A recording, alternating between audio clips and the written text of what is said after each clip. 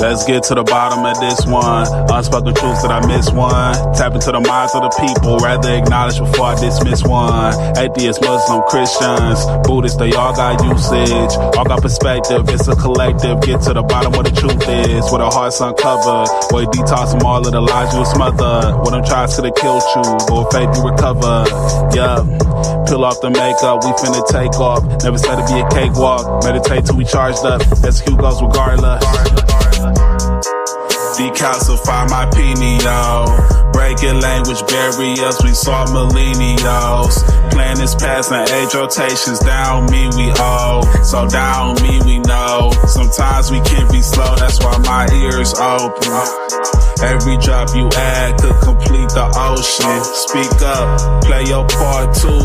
Been vulnerable, it's so hard to reflect on all the juice like torture.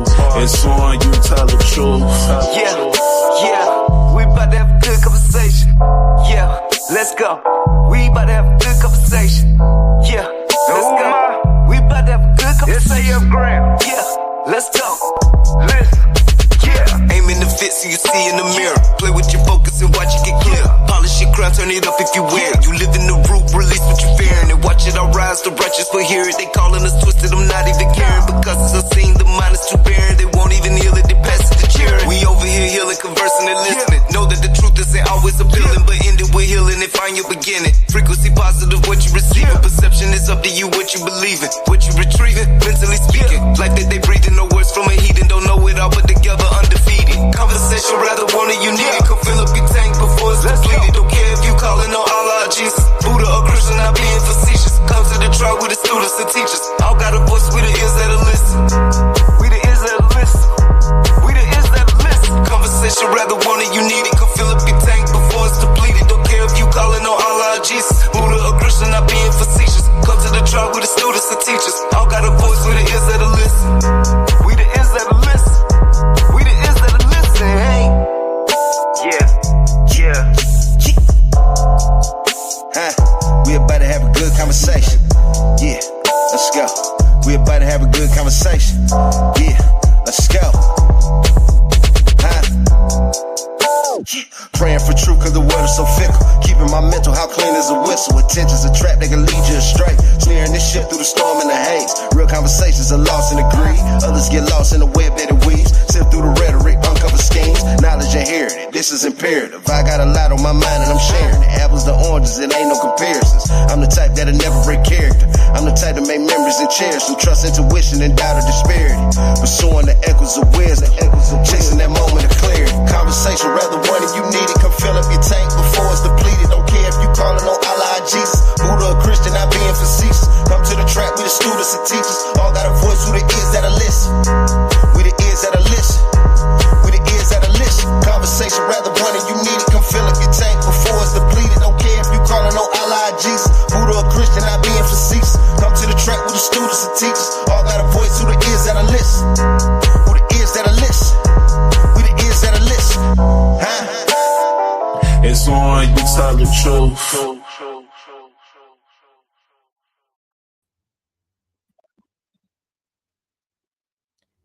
Peace, everyone. Welcome to the People's Podcast, the ears that will listen and where your opinion matters. Tonight's conversation is one that challenges how we've been taught to see connection, pain, and healing. Trauma bonds are often spoken about as something to escape, something broken beyond repair. This perspective leaves us and you out in an important truth. Healing can change the shape of a bond. This episode is called Healing Trauma Bond for Renewal. And we welcome and we are honored to have Audrey, Empress, with us, who brings insight, lived experiences, and perspective into how relationships can shift from survival to conscious connection. This is not a conversation about staying in harm. It's about understanding when awareness, boundaries, and accountability create space for renewal.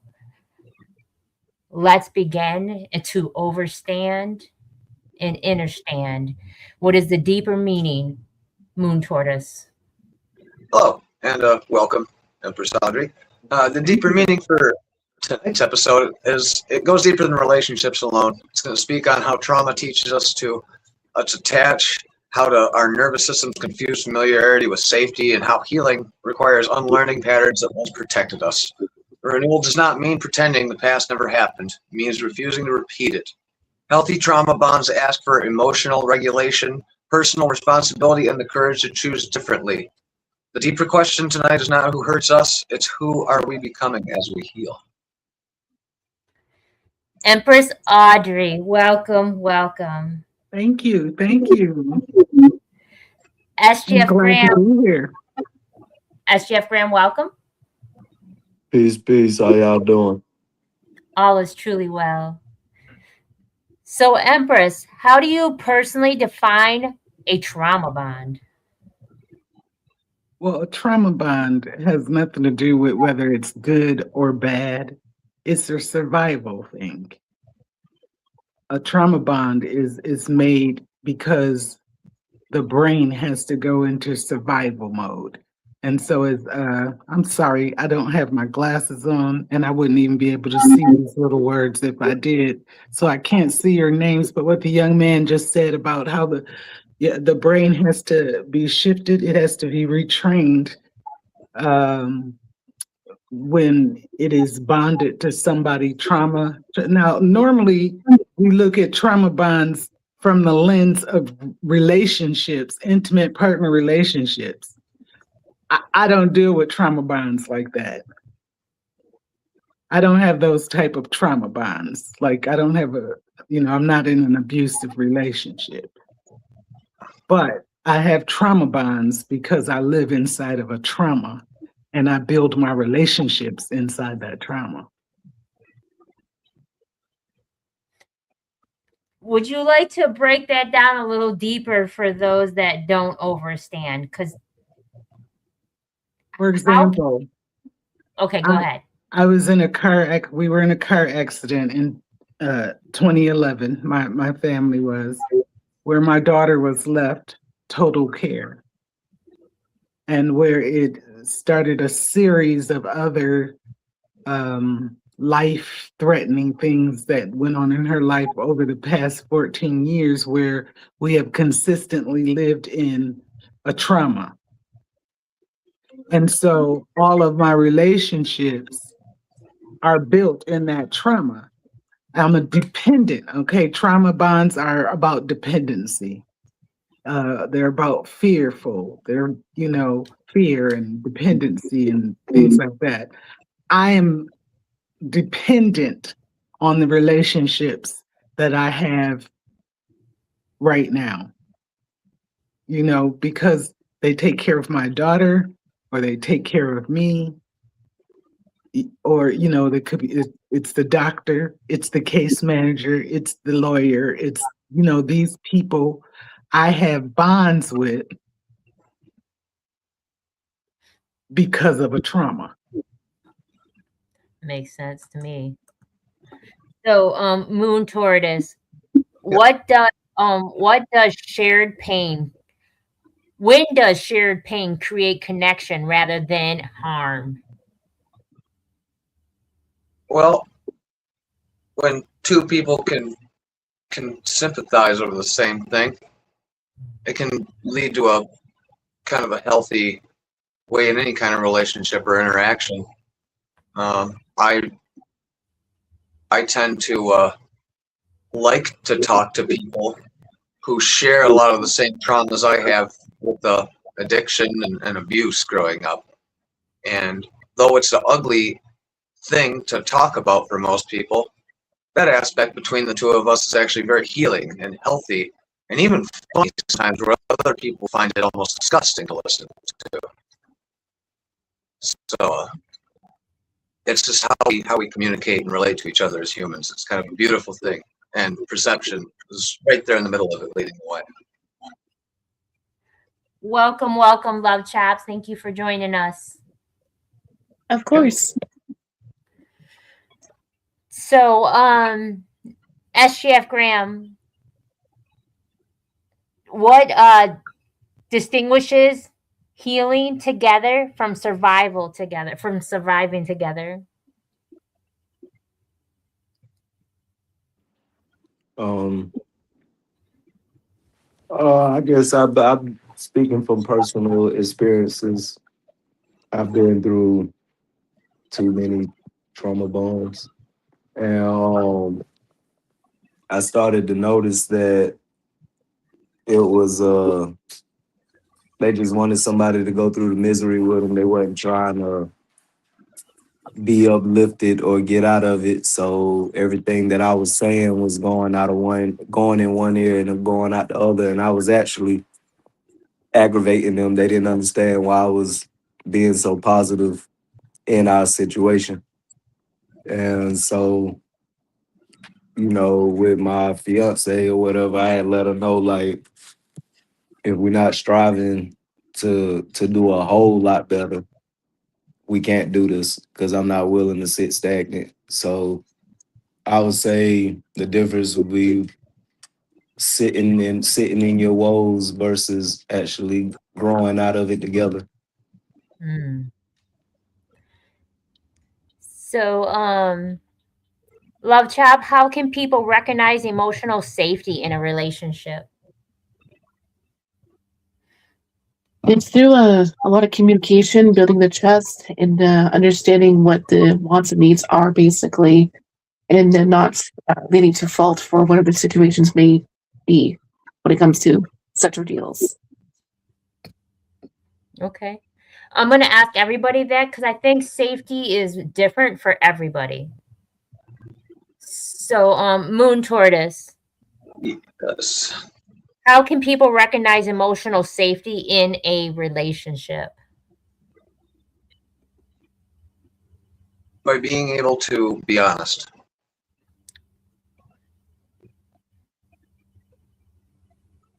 How can they recognize it for themselves? It just says, how can they recognize emotional safety in a relationship? Well, having emotional safety in a relationship is a tantamount to its success. It's foundations of a good relationship begin on being able to express your emotions clearly and not be chastised for that. Have it reciprocated in kind. So I think it's a big aspect of a healthy relationship is being emotionally secure. Empress, do you have a different answer? How can people recognize emotional safety in a relationship? Now, is this in regards to a trauma bond? Yes. Because there is no emotional safety in a trauma bond. I mean, the whole reason you have that bond is because you're not safe. You're not feeling safe. So maybe it's for renewal. The trauma bond is something that your brain is switched on to tell you that you're safe when you're not safe. Yes, it's generally not a positive thing, actually. It's almost a hard topic to talk about because trauma bonds aren't usually looked at as a positive light. They can lead to positive things, outcomes, if they're handled carefully enough. Yeah, if you want, you got to put some work in. If you're going to be in a relationship with and be trauma bonded, and you want to grow out of that trauma bond together, then you're both going to be going to therapy. You're both going to be committed to the process because it's not easy to let go. And then once you become rewired in your brain and you understand that you are safe, and that's something that has to click on in your brain, you're not going to want to be with that person because you were with that person because of a trauma bond. Once your brain rewires and you no longer are bonded by that trauma, you might find you have nothing with that person. So there's no emotional safety. And I love that you said that because I think what they're is saying is for renewal. So I think that people have to understand that there is no renewal in the trauma bond unless you do it together, and then you have to grow in that balance together. And it's really, really super hard to do because one person will be stuck and the next person will be or surpass them. And it's all about what you're willing to forgive and forget and to grow from. Right. And that's, like you said, that's the hard part, is that switch. So emotional safety is getting out of survival mode. And I don't think that it's easy to do, because our mind is wired for survival all the time from a child on up. And then when something dramatic happens to us, that is hardwired into us, because we don't want to repeat that cycle again. And SGF Graham, do you have a different answer, or about the same? I mean, you said recognizing, so I would assume pretty much, observing, paying attention to the person that you're dealing with. If you calling it a relationship, then I assume that you know the person. Yeah. So, pay attention to the cues that's going on to understand when they feeling a little out of it. You might need to back out on the conversation or whatever it is that's going on. So my question is, what role does accountability play in renewal, in renewing a bond? A lot. And I don't think it's about just saying you were wrong. It's not a chess game. We're not at war. I don't think it's about who's right and who's wrong. It's having that emotional and intelligence with the emotional IQ of knowing that it's not about accountability. It's about realizing and fixing it. There's no blame there. There's no, you did this, I did this, tit for tat kind of thing. It's, okay, this happened. Now, how can we undo this and make it better so this no longer happens? Because after so many times, it becomes a pattern, and it becomes habit forming. And then it becomes, that's just what you're used to. And that's not healthy, not at all. So for me, my answer would be accountability plays huge, yet not a role that should be labeled and named and that you can never overcome. It's just something to be accountable to recognize. That's my opinion. Moon Tortoise, you have a different answer for what role does accountability play in renewal? In renewing a bond? I think,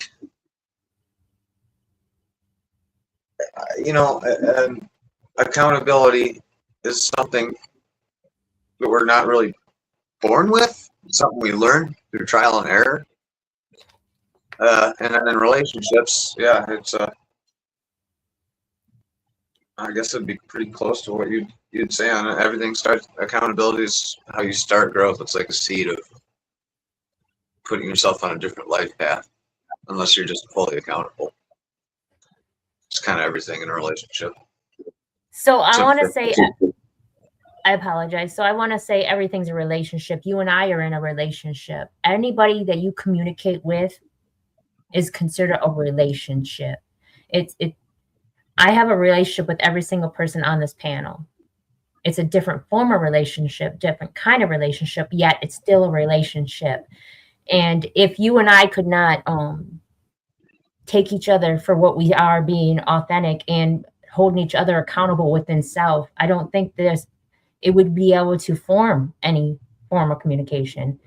Empress, do you feel anything differently about the question, what role does accountability play in renewing a bond? I mean, I think I would probably ask the question, why would I want to renew a trauma bond? Well, why would you renew a trauma bond? A trauma bond is in place because the brain has switched something on that has you in something that's for survival mode.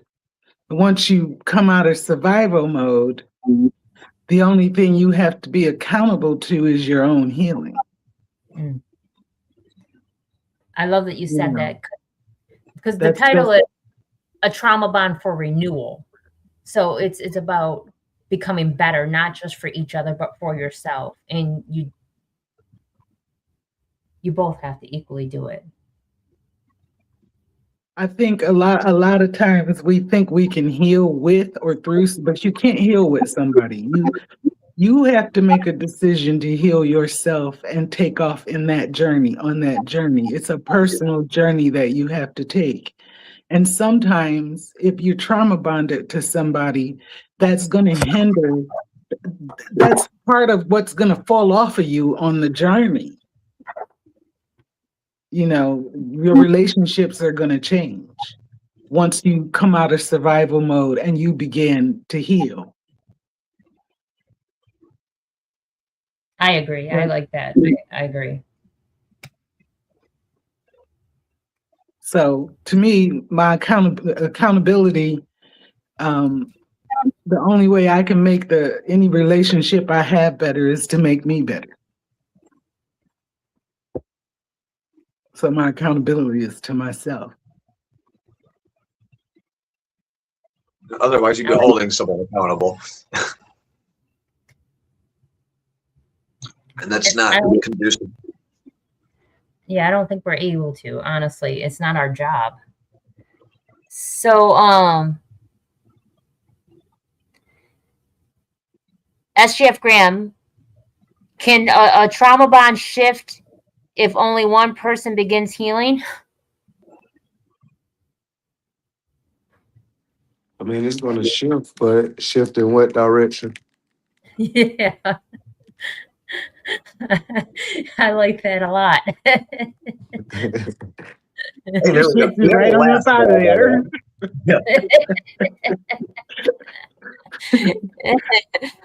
It takes two people because like the Empress said, you're bonded through trauma. Trauma is not a good thing. Not everybody wants to live in trauma, and we all don't want to be in survival mode the rest of our life. And in order for us to get out of it, it has to be both of us, because if you stay in that trauma, I can't do it. You're wrecking my pace that I'm creating. I get that. It depends on which way you're shifting. Could I propose a question? Yes. So we talk about relationships. You brought up now that we're all in a relationship, all of us here, because we're talking for more than 20 minutes now. Yeah. So I guess that constitutes a relationship. We're best buddies now. We are all friends here.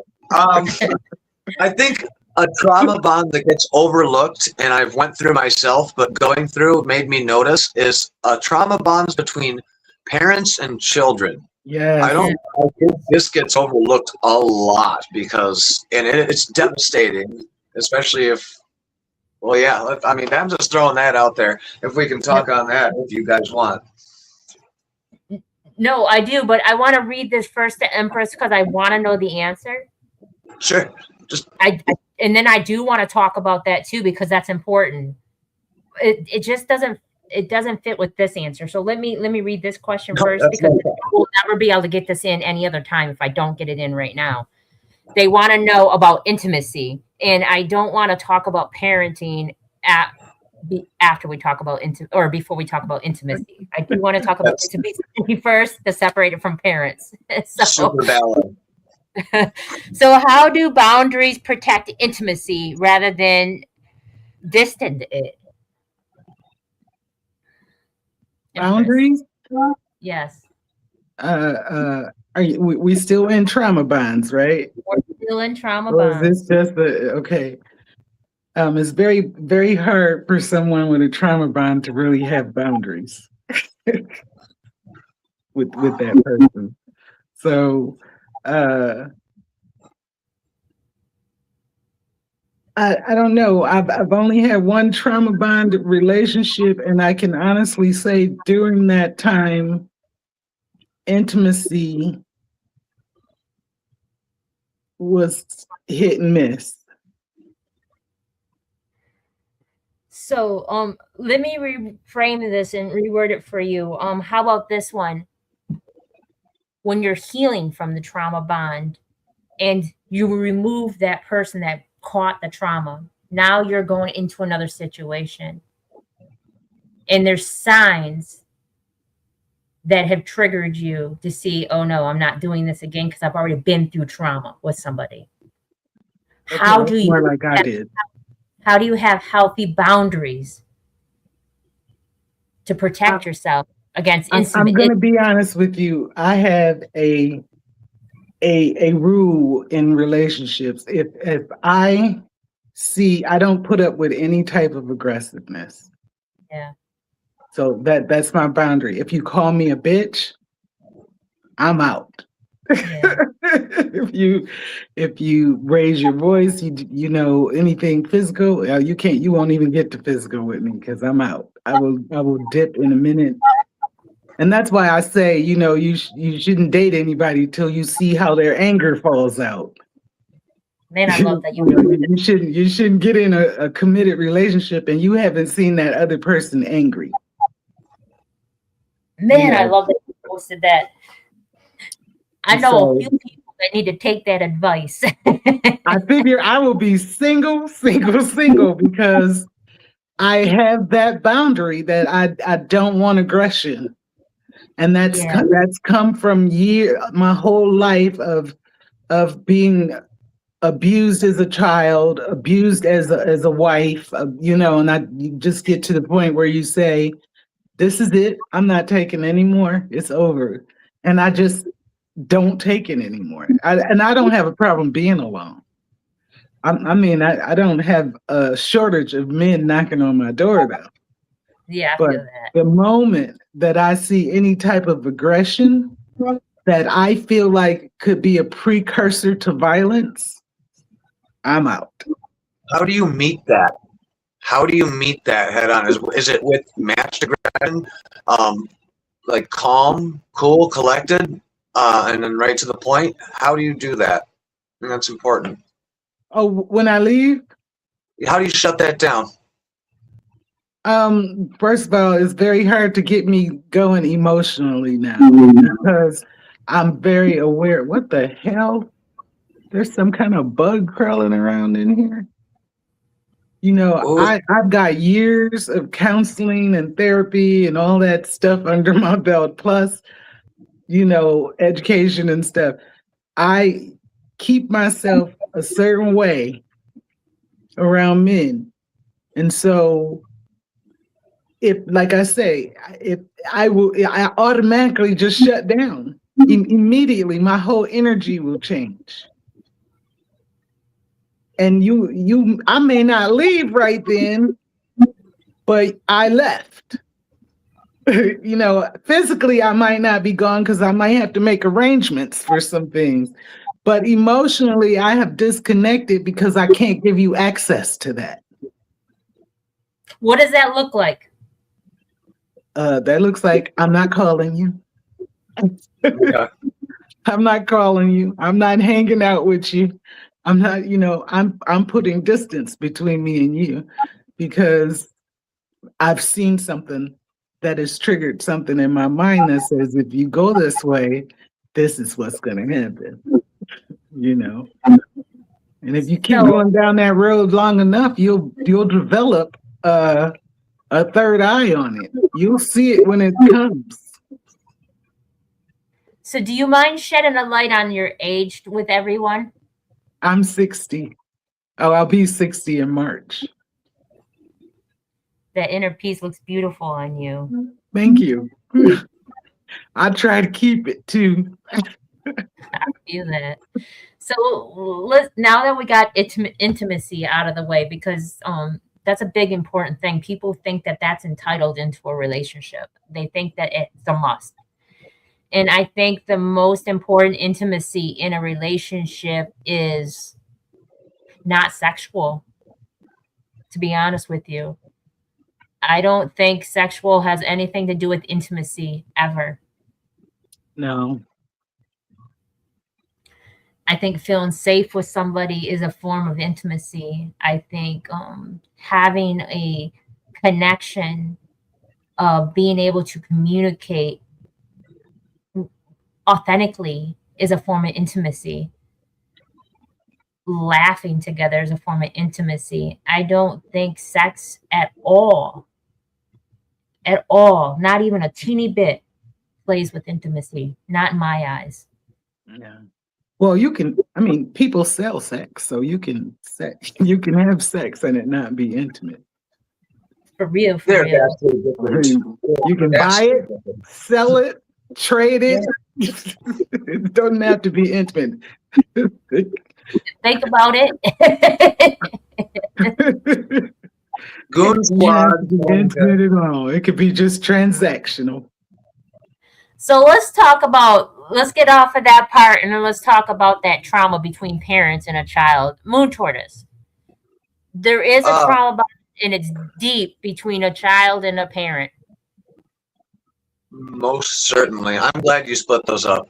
Anyway, I Yes. think my parents lacked intimacy, and that caused a lot of problem. No, I'm.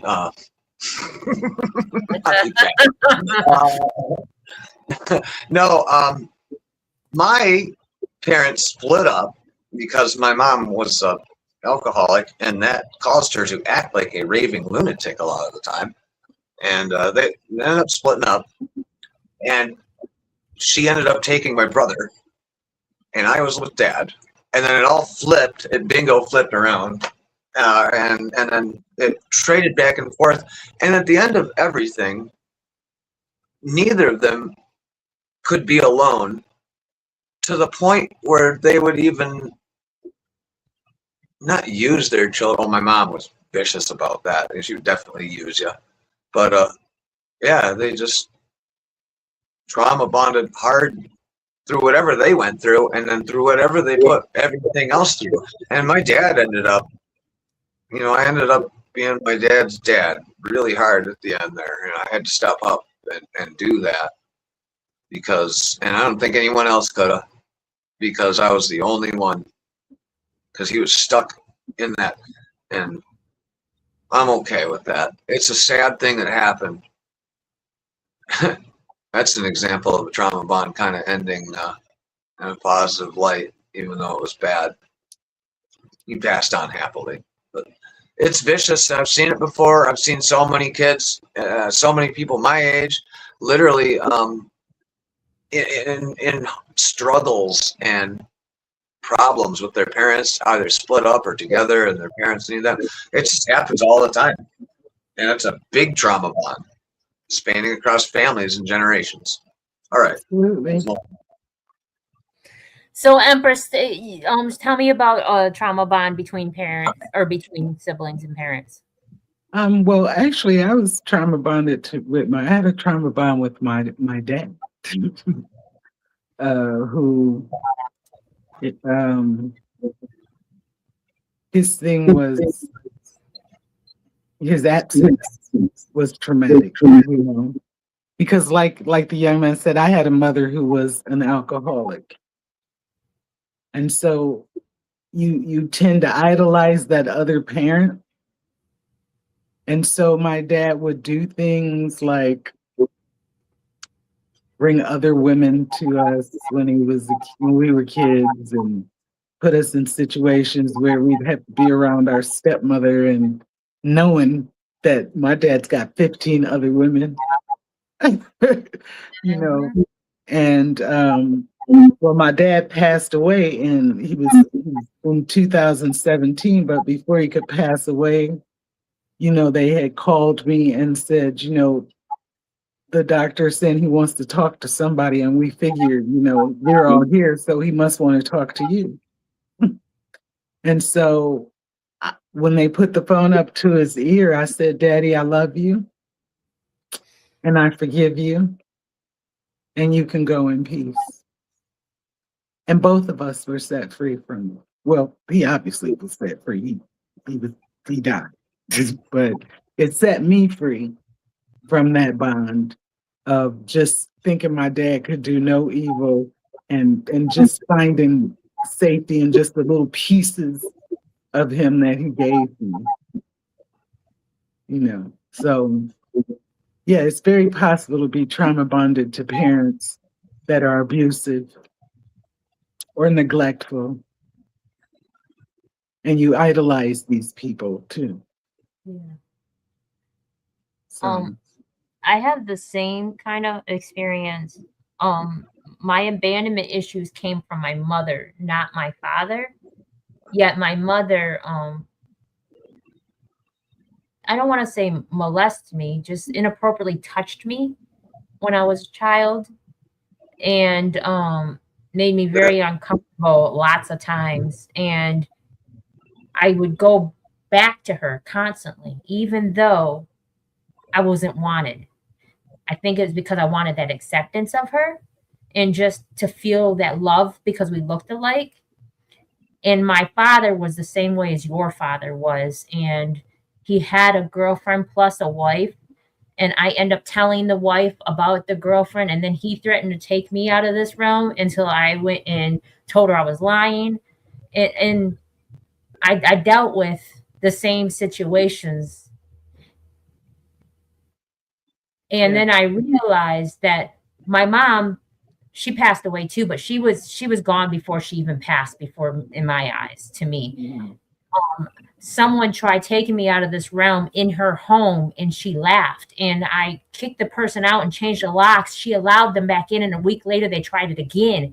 I packed up my stuff and completely disappeared, and I was done with her. And I explained to her why she couldn't receive it. And at the end of the day, I did it for me. I forgave her for me, not for her. That's what forgiveness does. It unlocks you. Yeah. It unlocks you. I forgave her, and then I was able to grow from that abandonment issue that I had from her, and that acceptance of feeling that void from men that I've seen passed on, that, women were just used for one thing. So I had so many bonds with my parents of trauma that I was able to overcome that and escape from my own addiction of sex and whatnot, stemming from what I allowed myself to be a part of that was out of my control because I was a child. Mm-hmm. So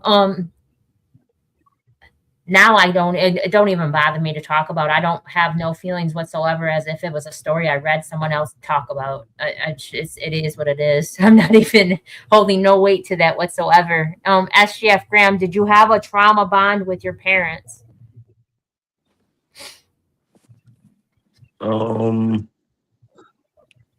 Let's just say all curses and iniquities, and I guess trauma bonds are done away and bonded and destroyed. And by covenant, I won't talk about it or dwell on it. So, no, I don't have none. I feel that, and I receive that, giving it back. Like the wording on that. Ashe. Kendall, you had a trauma bond with your father? Most definitely, but I learned to let go at the age of 16 and just accepted it for what is and move on with life. Yeah, and it's a sense of peace. It's a sense of entitlement almost to self, to release and remove it. And I was absolutely nothing like either my parents to my child because of it. So I was grateful for that part,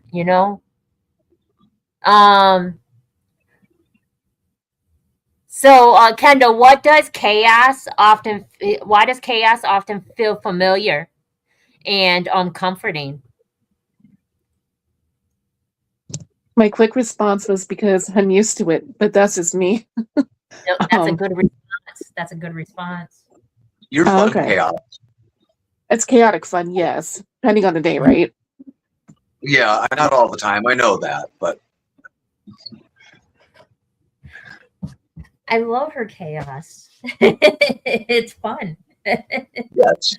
No, it always brings a smile to my face. It doesn't matter. Like,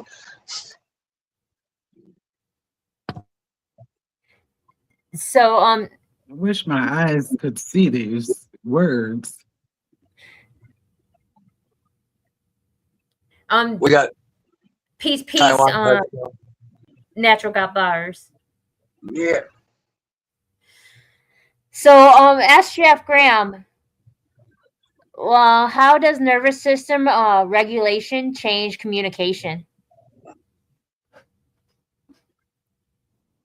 Usually when people calm down, relax, get out of their emotions or stop being defensive, whatever negative connotation was going on, they can receive what's being said, whether they agree or they don't. They can receive it without already thinking they know what's going to be said or what their response already is before they've even completely heard the person out. So that could be one way. Okay. Empress, what does repair look like after emotional harm? A lot of work. A lot of work. Now, one thing you got to know is a lot of people don't even know they're in trauma, a trauma bond, or that they've been emotionally harmed, because some behaviors they're just used to experiencing. But when you have to be very conscious to heal, meaning you've got to be able to sit and look at yourself and see, in yourself what needs to heal. That for me, it was a lot of therapy. I'm still in therapy, a lot of, like, if you see I'm in a hotel room, I've been in this hotel room for 2 weeks where I just sit with myself and I sift through my life and I see where I need to heal and what I need to deal with that's in me. So the journey to repairing is understanding, number one, hey, I got a problem.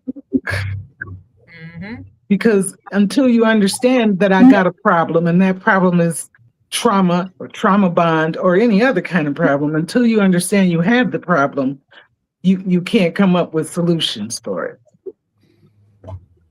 or build strategies to repair it. My first strategy is always therapy.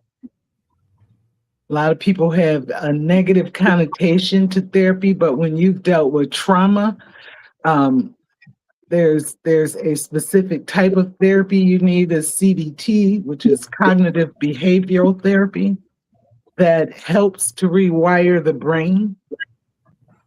So if I'm coaching, because I'm a life coach, and someone came to me and they had been dealing with trauma for just a while, I would refer them to a therapist. I could still work with them, but I put together strategies. A therapist works with the inner parts of your brain. So you have to come up with strategies for repair, and it's a journey you have to take. Because healing it don't come overnight. That wound can come overnight. That trauma can come overnight, but healing doesn't come overnight. I love that you said CBT and you mentioned that. I was 8 years sober, and I'm not asking for congratulations. I'm recently 8 years sober, and I put a lot of work into that. And one of the things I had to do was to completely rip and detach myself away from 12-step programs. Now that's some controversial stuff right there, let me tell you. It was just something I had to do. Now, I had my reasons for that. And what happened was I started looking into different models of step work based in CBT. Mm-hmm. And it's a wonderful aspect, at least for me, and I know a few other people who were struggling with 12-step programs and wanted help in a different aspect that was kind of concurrent with how that worked. Because the steps, there's a lot of merit to them. There's also a difference in the program. So CBT is awesome. I'm really glad that you brought that up. Yes. And it's very, it's a very good treatment for people who have gone through catastrophic traumas also. Specifically, if you've gone through child sexual abuse or severe physical abuse, domestic violence, anything, I've gone through all of them. So, and CBT, every now and then, if I get triggered, I have to go into CBT therapy. Now, on a normal basis, I'm just talking to my therapist, every other week. But there are certain times when I'm triggered by something that I know I need cognitive behavioral therapy, because I understand how the brain works. And just so I let you know that I have complex PTSD. Mm-hmm. and I have a traumatic brain injury. So I don't allow myself to get overloaded like that. So that's one reason why, like, the trauma bonds that I have are good trauma bonds because I'm dependent on them, of course. They're for my survival, of course, but they're not abusive people. Mm-hmm. They literally take care of me. And so, but I experienced, like, when I just had one leave, I just had a nurse that had to leave. And my God, I felt like one of my kids died. I felt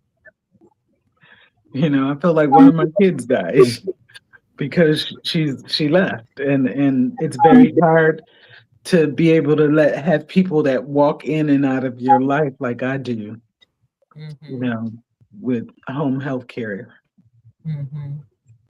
And so, And I'm grateful for this podcast that we've been doing. It's going on 4 years that we've done this in July, and if it wasn't for this, I don't think I would have the therapy that I had, because even sharing with these guys and building this special bond that we all have with each other, it's safe. This is my safe space where I know I can be authentically me without worrying about judgment, and I'm grateful for that. And we're going to come out of a way where we can get recognized as being in therapy almost just by doing this, because this is great. This is a beautiful thing. And Moon Tortoise, I want to ask you this because you're really familiar with this. How do we unlearn people pleasing and self abandonment? By giving into the demands of everyone that puts it in front of you. No. How do we get rid of people pleasing and abandonment issues? Self abandonment. You gotta build a foundation of self-worth. You gotta detach yourself from the negative things, the leeches stealing your life force. And you got to understand, it's like she said earlier, acceptance is the first step. I'm sorry. Understanding why you're sick, why you're at rock bottom, or backpedaling, or stuck in a relationship that's killing you and probably killing the other person too. Yeah, you really got to build yourself up, because we are alone in the aspect that it's just us and our brain. At the end of the day, you got to be comfortable in that shell to travel through this time and world. The lack of empathy and all of that stuff. It's hard. Build a good core of emotions.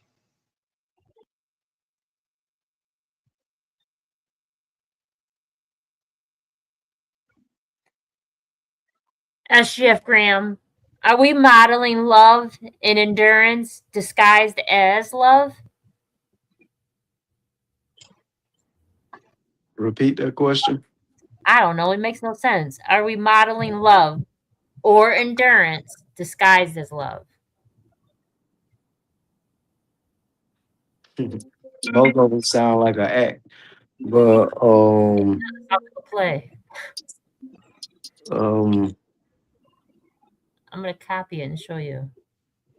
I can I, give you a different one. You're just messing with them on that one. I know. I'll give yeah. him a different one. This is what it looks like, though, but I'll give you a different one. So, how does fear show up in our communication, even during a calm moments? Repeat that, because I was reading the other one. How I does was too. fear show up in our communications, even during calm moments? How does fear? Yeah, show up in communication. I guess when people start assuming they know which negative route that the communication is about to head, like they know the person, so they know kinda usually when we talk about this where it goes, so they already hold an assumption in their head. that okay, this is gonna be a blow up, so let me get prepared and already be defensive or something of that nature. Hmm. Do you have a different answer, Empress? Um, no, I don't think there's a different answer. Okay. Because fear is a part of a trauma bond, so it's gonna show up. It's gonna show up in ways like over talking, not listening, not being able to connect in communication. I mean, that's where the fear is gonna show up in the communication. I'm grateful for that. I'm grateful for you saying that. What Empress, what patterns end with us so our children do not have to carry them forward? I'm gonna ask everybody that. Well, I can tell you what I've done in my family. Of course, you call me Empress, and that's one of the things that a pattern that I grew up being called everything but a child of God, and my children have only been called princes and princesses and kings and queens, and I have developed a psychological stages of development, but put my own names on it for my family. And so one of the things that I did not pass down to my children was calling them out of their names. I love that for you. Calling them out of their names. My sons have never been motherfuckers or bitches or hoes or they've never been none of that. I've never cursed one of my children out. Mm. Never disrespected them like that at all. And I remember that's all we got growing up. Mm. you No, know, we don't fuss on the podcast at all. oh, I'm sorry. No, no, he's kidding. I'll be with you. I just was surprised you hadn't said anything like that up until this point, and it would just hit me like a ton of bricks. No, he's kidding. Oh. He gets a lot. He gets a lot. Look, I'll get going though. I mean, but I have never ever cursed out one of my kids, and ultimately now, like, I coach parents now Yeah. that have troubled relationships with their children, and sometimes I have to sit back and just say thank you to God because I don't have those issues with my children. My children respect me. They respect each other. They take care of each other. Like, my son, helps take care of his sister. Well, he is old enough to be her daddy, but Mhm. uh, that curse was broken because we don't realize that what we say to our kids when they're young, some of that stuff is going to be battled Mhm. their whole entire lives. I still battle stuff that my mom used to say to me when I was a kid. Things like, you look like a 10-cent whore, you'll never be worth $1. Mhm. Mind you, while I know I'm beautiful, when I look in the mirror, I gotta battle that 10-cent hoe thing. Mhm. And I'm 60, still battling those words. So I was very conscious of the words. And I'm a word person. I'm very conscious of my words when I speak them now. Because I don't want to pass on a curse, And so we don't realize that that's what we're doing when we sitting up, you know. So I'm gonna ask you the same question, SGF Graham. I'm not gonna ask Moon Tortoise or Kendall, but I'm gonna ask you the same question.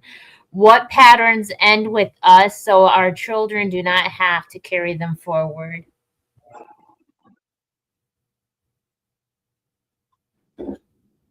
I was pretty much say what she said. I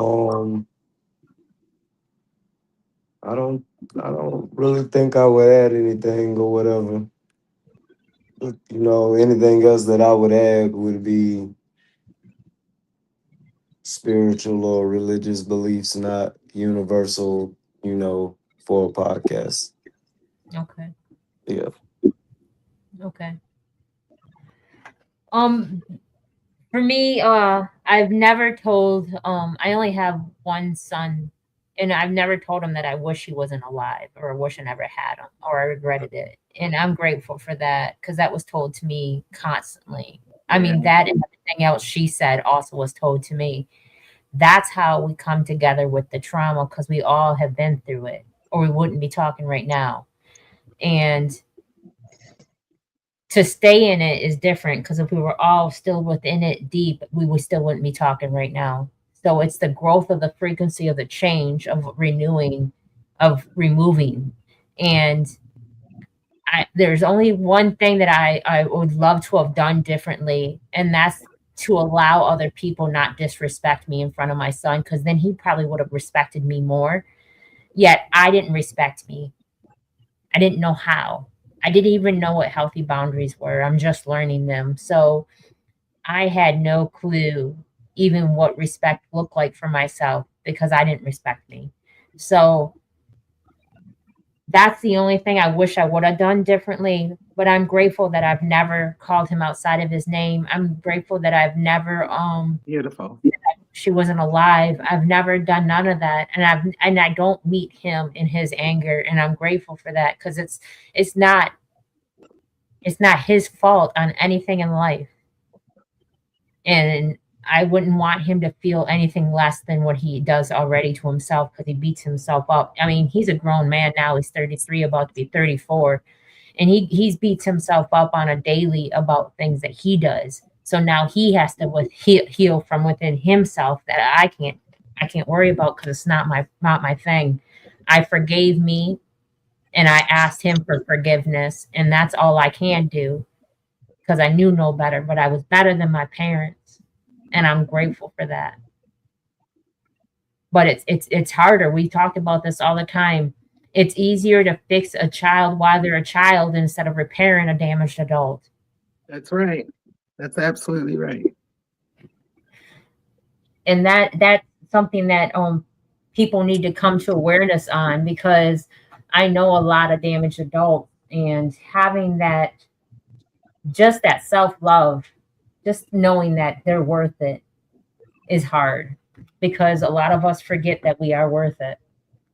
Yeah, So, I got one. go ahead. Everything. Being a dad, especially, not being with the mother, you Yeah. know, my stepdad that I called dad is better than most people real dads that I've ran across, and thank you. I had his example, you know, but I only knew how to be a dad in a household because my real dad was nowhere around. I didn't have no type of example of even seeing it being a successful thing, being a father and not being with the mother. And then looking at my couple of friends that I had that wasn't their family wasn't in a marriage situation, dad was never around or whatever. So I never saw it as a successful thing, which is the main reason I forced myself in a marriage that I knew wasn't gonna work, but this was the only way I thought that I had the only way I thought that I could be in their life like I wanted to. So with my kids, I'm showing them that the goal isn't to have no kids outside of marriage, but if for some reason it happens, you have a model now of how to be a dad without putting you and the mom through the torture of feeling like y'all got to be in a relationship, and also how to co-parent.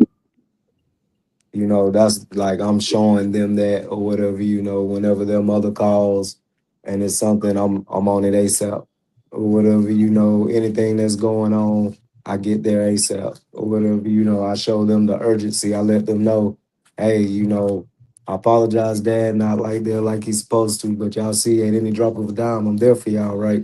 Any drop of a dime this, any drop of a dime that, y'all gonna at least do that for my grandkids. That's one thing we're gonna change. There ain't gonna be no absent stuff going on. So that's something that need to change on my end. That needed to be changed on my end, I should say. I love that for you. That's awesome. I love that for you. So, I want to ask Empress, what you got coming out and what you got going on in your growth and your journey in life? What is your next move on 2026? What does that look like for you? 2026. Well, right now I am finishing up my first two books. Now it's a part one and part two, and it's just my whole life. It's cathartic. So I'm walking through all the things in my life, trauma in my life, the people in my life that shaped me. Not everybody, but those that really made an impact on my life, good or bad. I'm telling it all. It's a tell-all. So I gotta get some legal advice. It's a tell-all because some people ain't gonna be happy. But I'm only telling my story. And so really what I do it's called My Broken Pieces, part one, part two. Part one is the beginning of me up until 2011 when we got into the car accident. And part two goes from the car accident till recently when I just buried my goddaughter in November, and I was able to give her a eulogy, and I was introduced as the Empress. And so a lot of people don't know that the Empress is just a family name, but it became something more. And so in my book, it chronicles all the names that I've had also. It'll go through what people have called me over the years. And so that's what I'm working on this year. By the end of this year, though, I have declared that I will have my own podcast dedicated to healing trauma. I love that. So that's what I'm working on this year. I've decided this year is the year of me. Congratulations. This is the year I'm going to take care of me. I'm going to do things that build me. Because you can get caught up in taking care of everybody around you, and then there's nobody pouring back into you.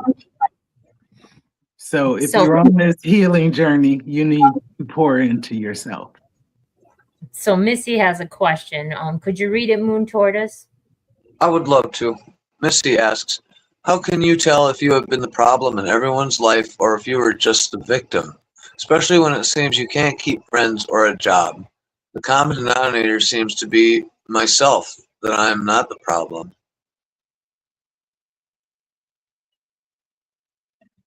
Anybody would like to answer that?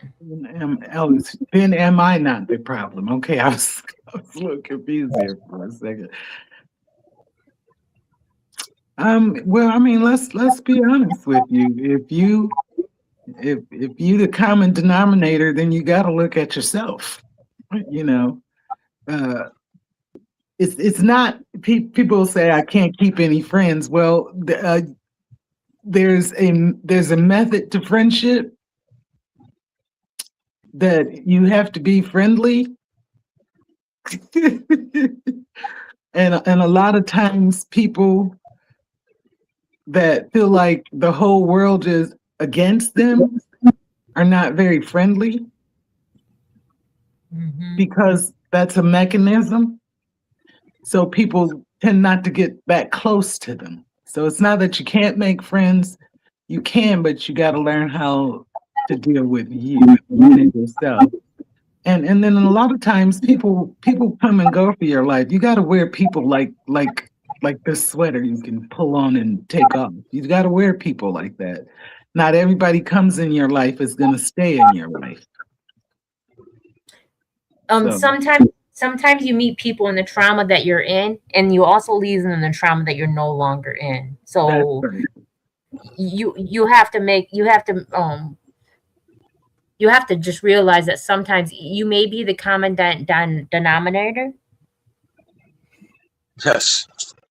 And then again, you got to also realize that maybe it's just the universe actually gifting you with renewal, because you cannot remove people on your own. Sometimes we keep people in our lives that don't need to be there. They were only meant to be there for that little lesson. That's right. In that season. And we hold on to that because we have abandonment issues and because we have people pleasing issues. And then you have to realize that we can't tell the difference. So I'm going to let everybody on the panel also give you advice. SGF Graham, you ask. I just had the simple question: if everybody doesn't want to be your friend, would you hang with yourself? Like, That's a good question. Do you like you? Do you think Would you be your friend? Have you spent time in yourself, with yourself, by yourself? Have you ever been just alone and not sad and depressed by being alone and enjoyed that? Look forward to that. Them are questions you have to ask yourself. Do you know who this is, Moon Tortoise? You know, I think I know. You didn't ask me the question before because I don't have children. Yes. That's funny. But every child I meet, I protect them like they're my own, and they walk away feeling like they're a smart and important individual. And there's a reason for that. It's because I won't have kids. I decided at 5. That being said, Missy, some people come from horrible trauma, right? We go through stuff, and then sometimes we move and we transplant ourselves, and we find we end up in places that aren't conducive to our healing.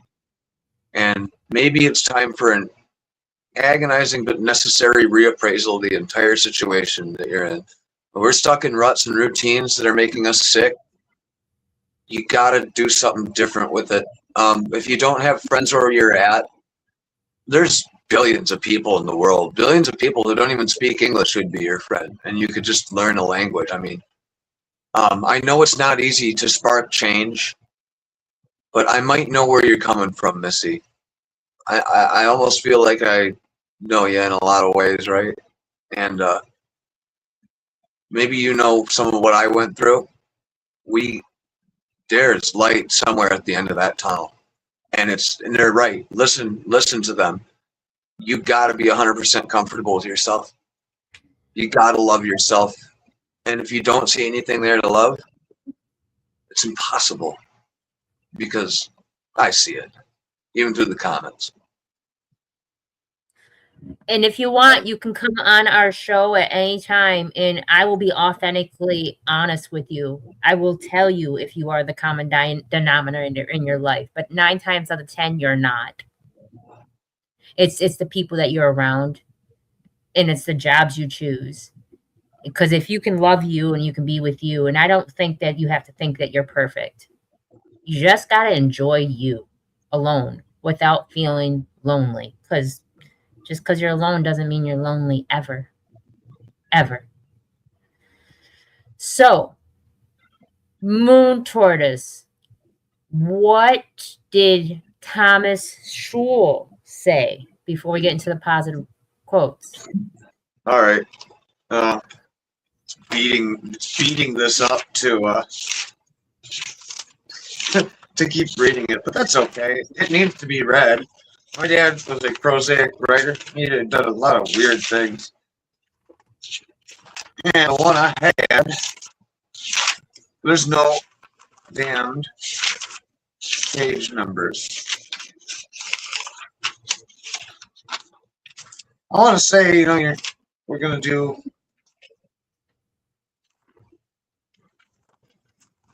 Positive quotes, right? Here we go. It says, when was the last time you read something just for the hell of it by habeas corpus? And that says one of my various and sundry pen names. And it says, I wish I could buy myself some hell, said the crippled spaceman. He had spent his youth in a space cutter, chasing pirates and putting down rebellions. He saved his pay, every penny of it. Never drank, never messed around. He did his work well. What is it? I loved his mind. It was so intelligently out there. Riddled with trauma and neurodivergence. I love everything about that. So, before we do positive quotes, I want to let you know anybody tuning in has children at the age of 12 to 17 that would love to come on our show on Mondays. We have Let the Children Talk, Let the Children Speak at 8 o'clock. All of our shows are at 8 o'clock except for on Saturdays. Saturdays at 4:20. So, 8 o'clock Mondays, we have Let the Children Speak. Tuesdays and Thursdays, we have at 8 o'clock the People's Podcast, which this is. Then we have every other Friday, Twisted Takes at 8 o'clock. We give you music reviews. And then Saturday at 4:20. You got to remember 4:20. That's when we're going to Twisted. Remember 4:20. Everybody does. That's when we get on Twisted Radio and get twisted with vibrations of high vibrations. So we're going to do positive message. SGF Graham, what is your positive message? I was mentally working on it. You're gonna have to skip me. Okay. Love shop buttons. I'm in the same process here. I don't even know what to say at this point, but you too can overcome trauma and anything that you want to achieve in life. Don't let anything stop you. So Love Child Buttons is Kendall Creations, and she has she's a beautiful painter, and she does paintings on Mondays, Wednesdays, or whenever sporadically on TikTok. So everybody get out there and check her out. Moon Tortoise is Henry Schul, and beautiful artist, beautiful writer, beautiful singer, beautiful, plays just about any instrument there is out there. Go check him out.